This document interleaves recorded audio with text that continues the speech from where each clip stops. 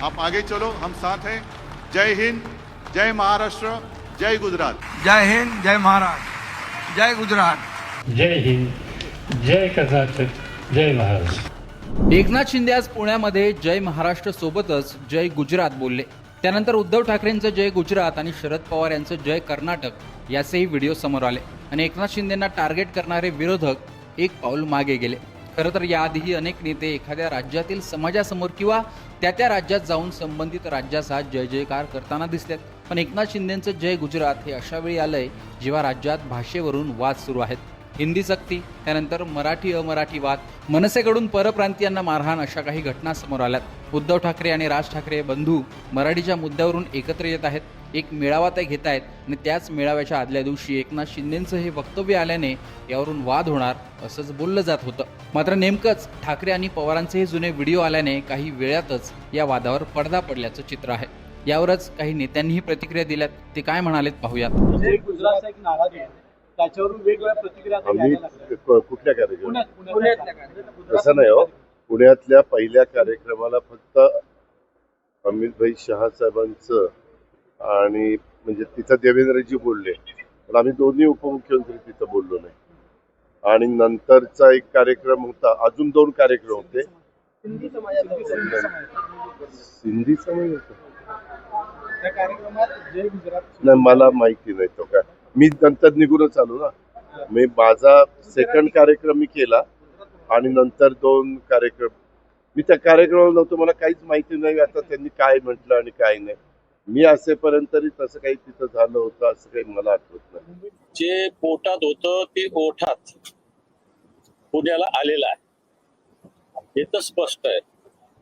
आम्ही हेच वारंवार सांगतोय की यांनी जी गद्दारी केलेली आहे, शिवसेना प्रमुखाची शिवसेना चोरण्याचा प्रयत्न केलाय, पण यांचे नेते गुजरातचेच आहे हे आम्ही सांगतोय आणि या सगळ्या बोलण्यातून हे स्पष्ट झालेलं आहे। दुसरी गोष्ट, तो कोणतो व्हिडिओ उद्धवजींचा चालत असेल त्याचं काही ऑब्जेक्शन असायचं काही कारण, कारण शिवसेना भारतीय जनता पार्टी एक असताना अमित शहांच्या प्रचाराला उद्धवजी गेले होते। आमचे काय म्हणणं आहे, मी महाराष्ट्रात मराठी, गुजरातमध्ये गुजराती, बंगालमध्ये बंगाली, पंजाबमध्ये पंजाबी ही आमची भूमिका आहे। गुजरातमध्ये अमित शहांचे याला गेले असेल आणि तिथं जय गुजरात म्हणले तर त्याच्यात काही ऑब्जेक्शन घ्यायचं काही कारण नाही, पण ते जय गुजरात म्हणणं स्वाभिमानाचं होतं, चाकरीचं नव्हतं। हे लक्षात ठेवा, हे गुलामीचं जय गुजरात आहे। उद्धवजींचं जय गुजरात हे स्वाभिमानाचं। तरी आपण एखाद्या जिल्ह्यामध्ये बोलवतो आणि त्याचं जर योग्य असेल तर आपण त्याचं कौतुक करतो, त्याच भावनेतून जय हिंद पहिल्यांदा म्हणाले, जय महाराष्ट्र म्हणाले आणि त्या समूहाच्या कार्यक्रमाला गेले असल्यामुळे जय गुजराती म्हणाले। एक मी आठवण करून देतो आपल्याला, मी अखिल भारतीय नाट्य परिषदेचा विश्वस्त आहे आणि 8 ते 10 वर्षापूर्वी आमचं अखिल भारतीय नाट्य संमेलन हे बेळगावमध्ये होतं, कर्नाटक। आणि आमच्या बरोबरचे अजून एक विश्वस्त आहेत ते माननीय शरद पवार साहेब आहेत आणि शरद पवार साहेबांच्या हस्ते अखिल भारतीय नाट्य परिषदेचं उद्घाटन झालं। त्यावेळी तिथं देखील भाषण संपवताना, मुलाखत संपवताना माननीय शरद पवार साहेबांनी जय कर्नाटक असेल, याचा अर्थ शरद पवार साहेबांचं प्रेम नाही का महाराष्ट्रावर? त्याच्यामुळं काही लोकांना अशा गोष्टी निर्माण करण्याची सवय आहे, पण त्याचा कसलाही परिणाम माननीय एकनाथ शिंदे साहेबांच्या कर्तृत्वावर होणार नाही, व्यक्तिमत्वावर होणार नाही।